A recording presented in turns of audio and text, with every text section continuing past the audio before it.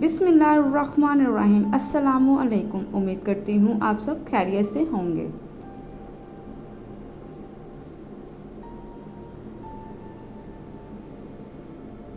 दोस्तों, ज़िंदगी में अगर खुश रहना है तो ये 5 काम करना बंद कर दो। नंबर 1, सबको खुश करना।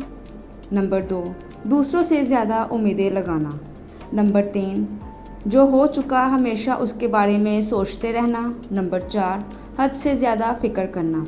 नंबर 5, अपने आप को दूसरों से कम समझना। और दोस्तों, हर रोज़ सुबह उठकर अपने लिए एक टारगेट फिट करो, चाहे छोटा सा ही टारगेट क्यों ना हो, ज़रूर फिक्स करें। यकीन मानिए कि आपकी लाइफ पूरी तरह से बदल जाएगी और आपको इसके बहुत ही ज़्यादा अच्छे रिजल्ट्स मिलेंगे। उम्मीद करती हूँ आपको मेरी वीडियो बहुत पसंद आई होगी। वीडियो को लाइक और शेयर करना मत भूलिएगा।